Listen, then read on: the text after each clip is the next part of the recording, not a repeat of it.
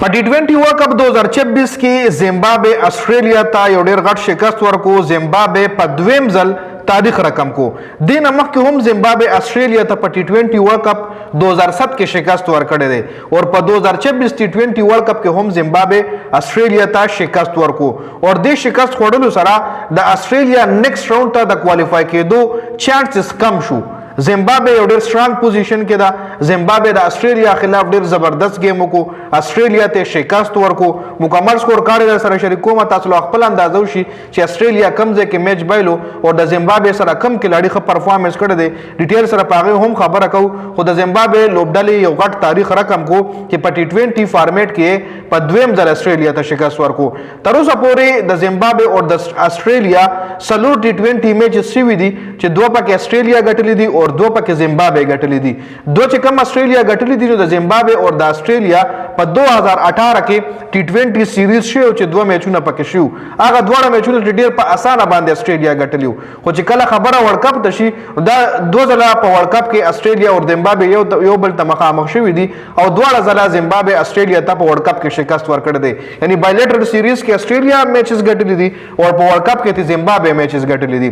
خیر نن چې کم میچ شو زیمبابوے ورسز آسټریلیا टी20 ورلड کپ 2026 دا غي سکور کارډ لري تاسو له سکرین باندې ښکاری جی. زیمبابوے نو باندې بیټینګ کړی دی 169 رنونه جوړ کړی دي او صرف دوه کلاډیان آوټ په شل اورونو کې. د آسټریلیا غونته بالینګ چې کوم وی فاست بالینګ سپین بالینګ اډم زمپا فاست بالینګ کې ورسره هم خبرداران دي او په غي باندې زیمبابوے 169 رنونه په شل اور کې جوړ کړی دي. برین بنټ پکې نټ آوټ پاتې شوی 56 بال 64 رنونه جوړ کړی دي. ډېر کم سټرایک ریټ سره بیټینګ کړی دی خو وکټ کېری ساتلې و. دینه علاوه تدی وناشي 21 بال 35 رنونه ښه بیټینګ هم کړی دی. یان برل 30 بال 35 اور سکندر رضا په اخر کې آوټسټینډینګ بیټینګ وکړو چې په 13 بالې 25 رنونه جوړ کړی دي. د آسټریلیا طرفې بین ډوارشیز 4 اوور 40 وکټ یومنا. مارکس ټواینس 3 اوور 17 یو وکټه. ګلین میکسول یو اوور کړی 14 رنز ور کړی دي. میتھیو 3 اوور 24 وکټ یومنا. نیتن ایلس 4 اوور 34 وکټ یومنا. ایڈم زمپا 4 اوور 31 وکټ یومنا اور کیمرن گرین پکې 1.1 اوور کړي شپږ رنز ور کړی دي او یو وکټه دوهم تر لاسو کړی دا. نو دا ټوټلی د آسټریلیا بالینګ لاین اپ ته چې ښه بالینګ پکې د اکانومي لحاظ سره اور د وکټ لحاظ سره کیمرن گرین کړی دی 1.1 اوور کې 6 رنز او یو وکټه تر لاسو کړی دا.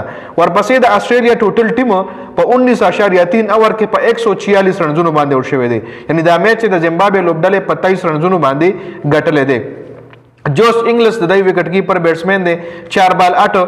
Travis head दई कप्तान दे 15 बाल 7. कैमरन ग्रीन 2 बाल 0. कैमरन ग्रीन पर 27 करोड़ का 26 करोड़ बांधे कोलकाता नाइट राइडर इश्तले दे और पर इंडिया के दा मैच ने दी पर इंडिया के दा गरी 2 बाल 0 कड़ी दी.